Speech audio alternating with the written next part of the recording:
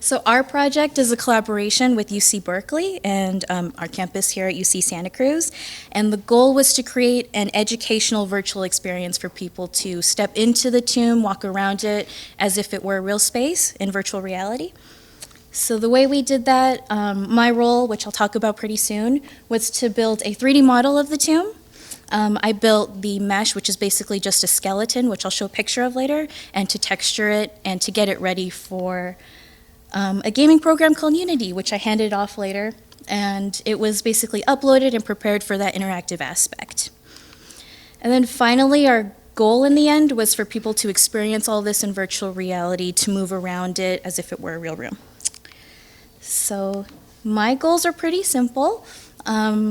I wanted to use my history and digital skills in a tangible project and to build a tomb that best reflects the resources I was given. So I was given historical resources and I had to translate some French, even though I don't speak French.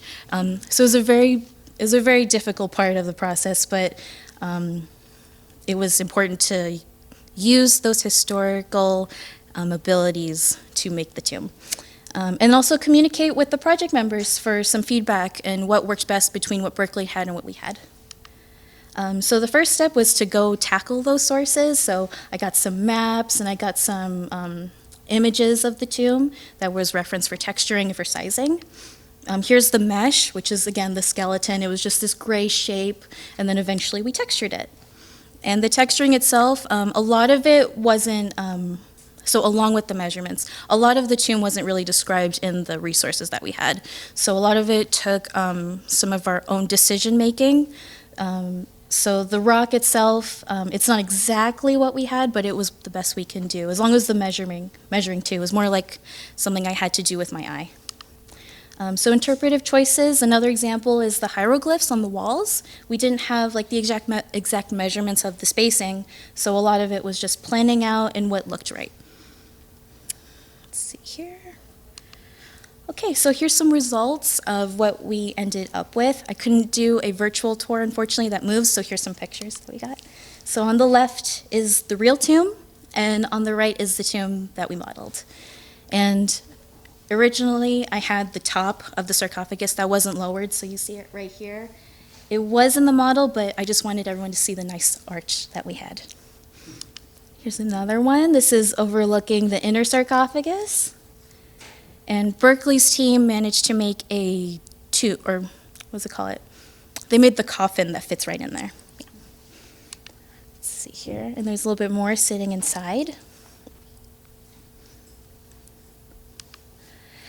And eventually after this was done, I handed off what I had. I built my tomb, and I handed over to the Berkeley team to place in a 3D context. So what you're looking at is, where is it? There's the tomb right there. It's underground. What you're looking at is a program called Eon View. It is a program that allows us to make the environment that surrounds the tomb and to fully visualize its surroundings and the role and the relationship it has with those surroundings, so including the step pyramid in the back there.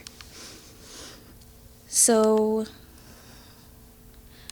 oh wait, no, sorry, I'll go back. So the future of the tomb, it's important to note that that this process took a lot of steps, and we all collaborated to construct a snapshot of a landscape at a particular moment in time, including the structures that surround the tomb, the nature around them, and most importantly, what the buildings look like in their most prime condition. So here's a couple more. I forgot to include these. There's the tomb right there. The whole why behind redoing this is to reestablish a forgotten narrative in a visually dynamic way. So I could not include some pictures of it because they're not mine, but there has been some damage to Psamtek's tomb, and it's unfortunate. There's been like some scratches on it. Some people fully go inside the sarcophagus, which is kind of disrespectful, but it happens. But our project contextualizes these spaces in the most dignified way that they deserve to be in. So Along the way, I learned different aspects about Psamtek. I learned that although he was close to a royal monument, his tomb was pretty standard. It's not intended for familial visitation, but the secondary tomb, he has a secondary tomb that belonged to a female that was close to him. And from this whole project and the 3D building aspect, I learned how ancient space was constructed, the intricacies that went into even the most simplest of spaces like his tomb. Understanding these topics, it helps us reimagine how space was, how it operated, and how it evolved over time. So Psamtek's tomb is one of many Egyptian tombs that is still visited by modern tourists, and it's likely to continue to be visited until it succumbs to overwhelming human interaction or to its environment. And preserving this tomb in a digital world will allow us to interact with his space and for it to be revitalized, as well as his narrative to be retold in a non-destructive and immersive form of history. And thank you very much.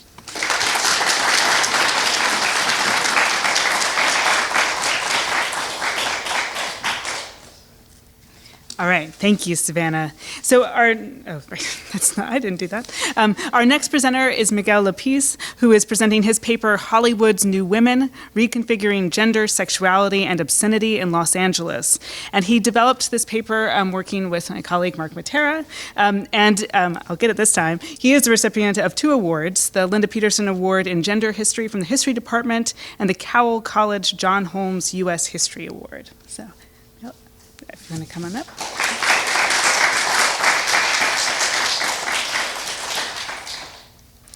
Hi everyone, thank you for being here. I'm Miguel, this is my project.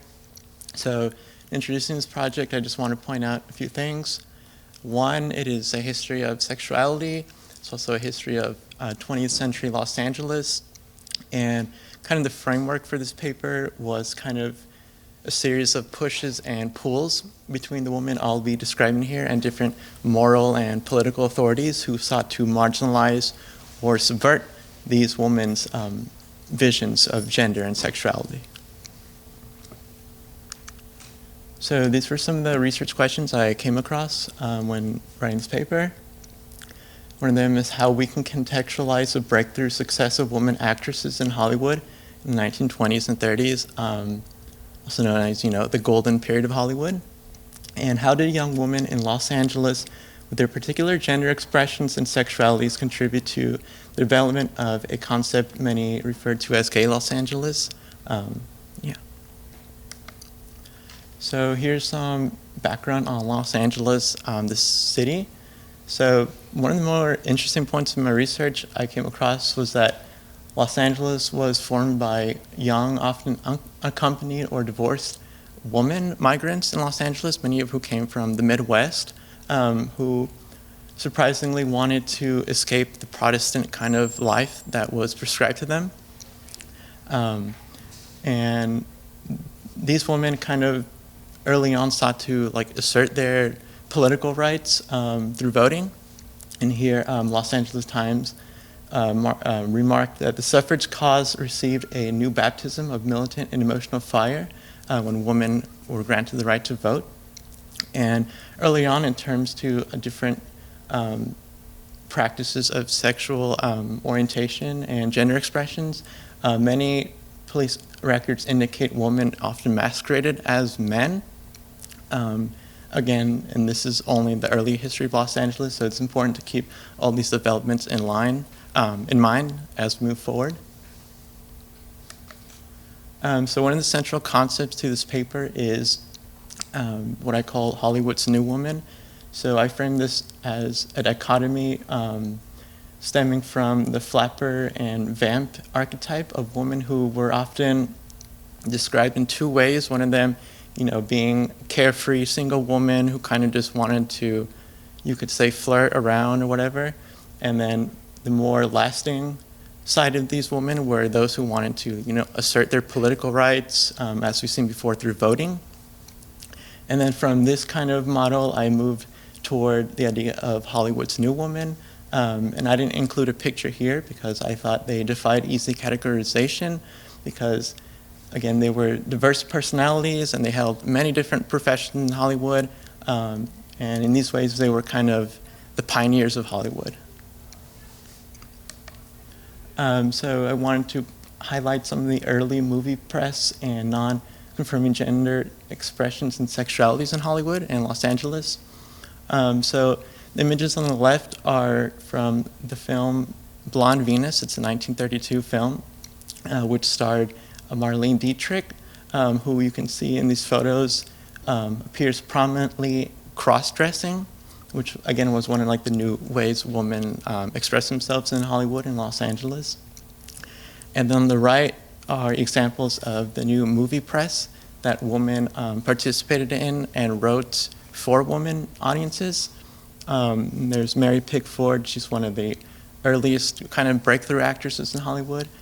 And you can already see some of the conflicts at the bottom right. One of the headlines is "Marriage, a Failure in Hollywood." So this kind of goes back to the conflict between traditional views prescribed to young women and kind of the new lives they were trying to forge. So a lot of the cases I can kind of visualize as women engaging in cross-dressing. They were often described as androgynous. And in case of European women, they were often described as cosmopolitan. And one of the important distinctions I wanted to make in my research was that 1920s and 30s attitudes of these women were that their appearances were distinctive to their personalities, but separate from their sexualities. And this is because lesbianism was not widely recognized among the public and women themselves who expressed same-sex love. So from this, there are always tensions, and I identify the conservative and moralist anxieties during this period, especially during the Great Depression. And this led to the development of moral codes to regulate non-conforming and non-heteronormative behavior, especially on film. The first attempt at this was called the 13 Points Resolution, 1927. This was an aim toward self-censorship, but when that didn't really work out, the Motion Picture Production Code of 1930 was more explicitly inspired by Catholic values. But again, this wasn't really successful for a number of reasons. The main point was that the public kind of became engaged in the ways these women express themselves, and that manifested in these kinds of newspaper reports, and as well as growing scrutiny on women. So from the Great Depression onwards, coalitions of moral authorities shifted their scrutiny toward Hollywood women's lesbianism, or as many framed it, sex perversion. And this was especially a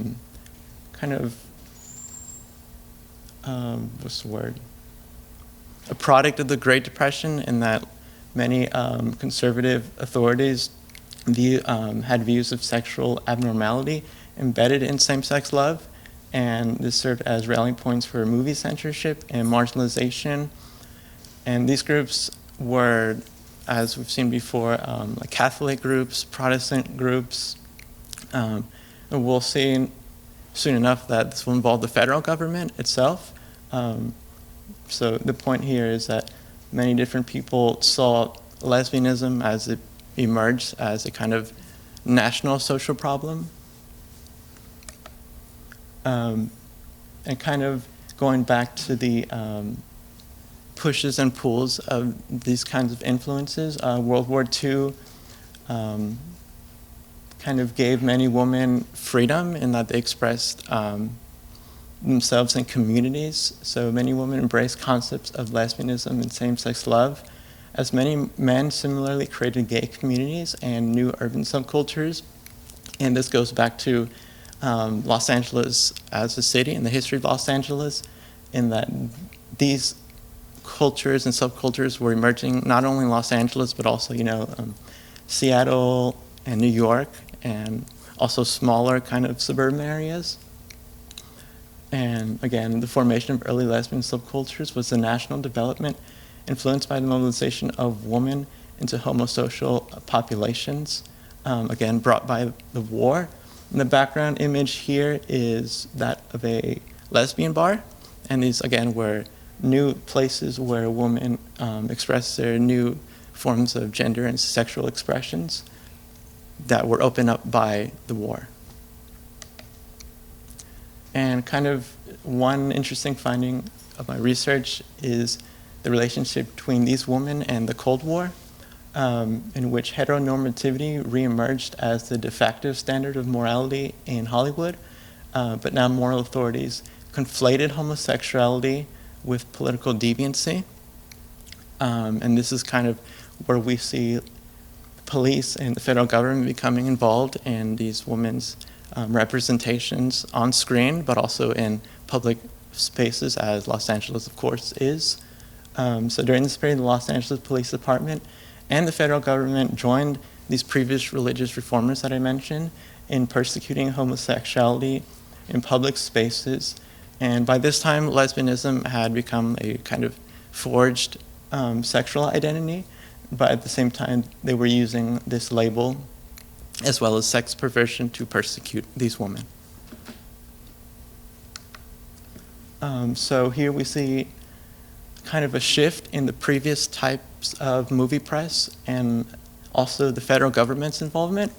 So on the left, we have a government report entitled Employment of Homosexuals and Other Sex Perverts in Government. And again, we see the conflation there.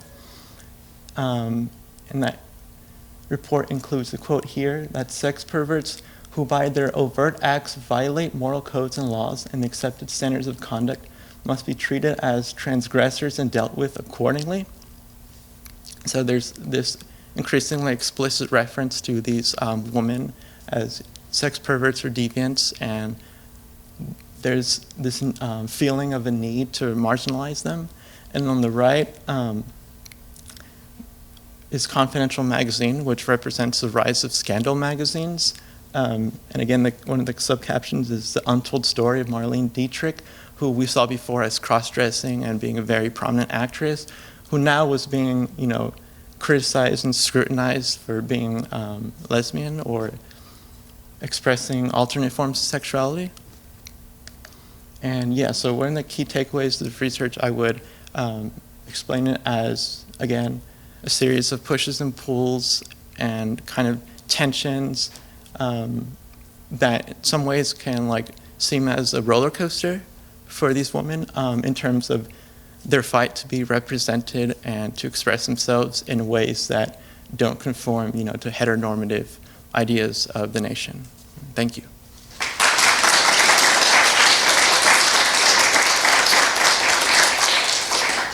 All right, thanks you, Miguel. Oh, and so our last presentation comes from Elena DeNoia.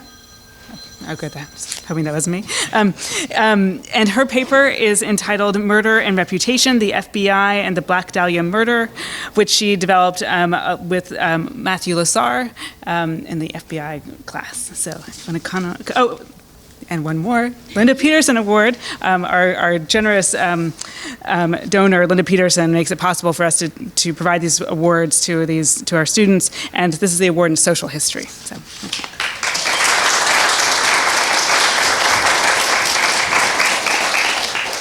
Okay, so hello everyone. Today I'm going to be discussing my research surrounding the FBI's involvement in the infamous Black Dahlia murder case and the true intentions that the Bureau had in getting themselves involved in such a case.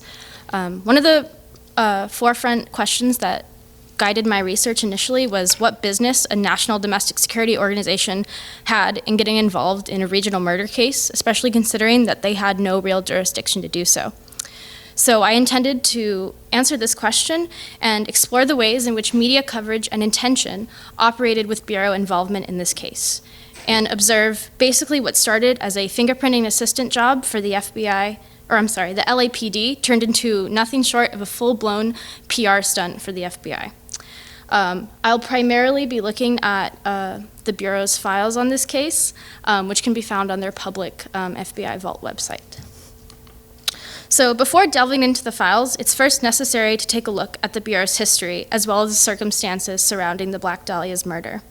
This will uncover what issues the organization was facing at the time of the murder, and how their involvement could have been a way to fix these issues. It will also give context for the nature of the Black Dahlia murder itself, and what conditions made it a case that the Bureau would want to get themselves involved in. So while the FBI was founded mainly and almost expressly as a domestic central intelligence agency, Director J. Edgar Hoover was eager to expand the organization's powers in both the domestic and foreign intelligence sphere since he became director in 1914. And many presidents that he worked under were more or less content or sometimes very supportive of having this plan of expanding their power.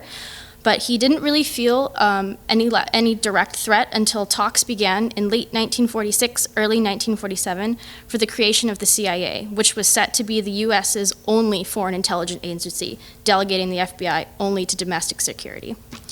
It's no question that Hoover feared these plans would limit and undermine his powers in the Bureau and the Bureau's powers themselves. And he knew he needed to involve the Bureau in something, if it be a case or whatever, that reestablished appreciation, sympathy, and competency for the organization. The life and murder of the Black Dahlia, also known as Elizabeth Short, was thought to achieve that perfectly. So Elizabeth Short's life and death were very taboo and contentious subjects during the 1940s, which was the time in which her main popularity was occurring, which lended them to garnering significant attention and notoriety. Short, a transplant Massachusetts girl living in Los Angeles in the late 1930s, was an aspiring actress and thought of as a, quote, serial dater to those who knew her, which was something that was very taboo for her time as a single, young, attractive woman living in Los Angeles. Very high profile. Her dating life was a central topic in discussions of her death, especially because one of the last people thought to have seen her was a suspected lover of hers named Robert Red Manley on the morning of January 7th, 1947. Short was not seen again until her body was found in a vacant lot in Los Angeles on the morning of January 15th, 1947. Pretty brutally mutilated in a way that was very unheard of and unseen of at the time with murders that were occurring. The brutal nature in which she was found immediately made the case highly publicized and very popular amongst the people in Los Angeles and quite frankly all over the country, and also provided the avenue in which the Bureau got involved. As the LAPD did not have the technology to fingerprint and identify Short, they turned to the Bureau for assistance, which the Bureau complied with and successfully did. But this initial introduction quickly set the track for the Bureau's involvement in this case. So, knowing these expositional facts, we can now track the evolution of FBI involvement and investment in the Black Dahlia case to see how media coverage played a role. So my next slides will be all slides of files that I took from the website. So, it's a little tiny, but this first image is an early piece of internal correspondence regarding FBI involvement in the case, dating to January 20th, 1947, about three days after they had successfully identified her. It mentions a comment made by Assistant Director Nichols in which it is claimed that he felt, quote, the Bureau was in no position to comment on this matter, the matter being the Black Dahlia case, and that, quote, the Bureau must be most hesitant in inserting itself into such a matter. So it's pretty clear from very early on that top-ranking FBI officials are quite wary of their involvement in this case, knowing it could lead to potential consequences for them. But these wary sentiments did not last long, and it is evident from the timeline of correspondence that media coverage, and more specifically praise from that media coverage, is to blame. So this next image is another memo specifically concerning press coverage of the FBI's successful identification of Elizabeth Short, dated to January 23rd, 1947. In it, Ray Richards, a Bureau correspondent from the Los Angeles Examiner, writes to J. Edgar Hoover about the Bureau's, quote, near miracle identification of Short, and how this story was, quote, lauded in all of our big papers. And Hoover responds a few days later, in this next image, noting that, quote, he was pleased that his comments pleased Mr. Van Ettish, who was the Examiner's managing editor at the time. So these two pieces of correspondence very clearly show a positive response on behalf of Hoover, specifically pertaining to media coverage of the case and the way that the FBI was being presented in the media. This positive response seems to begun the wave of media obsession, which is most clearly seen in the files as through the newspaper clippings collection, which is arguably one of the most important and revealing sections of the files. So this is a sample image of some of the newspaper clippings collections, and aside from the fact that they're all newspaper clippings, the main thing they have in common is that all of the selected articles specifically name work that the Bureau did for this case or mention things that the Bureau assisted with. When I first looked at this on the website, I thought it kind of read like a high school yearbook, like going down memory lane and looking at everything they did with specific sections cut out to delineate very specific attention. But what really draws attention in these clippings and further displays strong evidence towards Bureau preoccupation with media coverage in this case are the highlighted sections. So this next slide I have is an example of one of the newspaper clippings that was cut out, and if you can see, there's little lines on various parts throughout the article, and if you zoom in on those highlighted parts, it discusses almost all the parts like specifically mention the FBI and the FBI's work or things that they assisted with. So again, clearly that shows intent of what they want to focus on, how they want to be portrayed in this case through their involvement and whatnot. And at the end of one of these newspaper clippings sections, what I thought was very interesting was this, like some sort of receipt of some sort with top-ranking Bureau officials' names at the top with check marks next to them, most assumingly indicating that this person has read or looked at it, with the comment noting excellent stories. So again, showing that this is something that they are intently focused on and want to perpetrate throughout the organization. So next is another sample selection of some of the newspaper articles with the same ideas, highlighted sections, again, specifically naming work that the FBI did, and very delineated cutouts of what it was. And what I think is interesting in this is part of a section of over 45 pages of just this, of specific newspaper clipping collections that somebody took the time to specifically go through and look at and focus on it. So, wrapping up, it's evident that the FBI more or less exploited the life and death of Elizabeth Short to their own benefit, only concerning themselves with the case to boost their reputation and to gain power. This case is just one of many. Like as another example, the FBI's involvement with Walt Disney in the 1950s as well, that they involved themselves in which they prided advancement of image and power over moral investment. Thank you.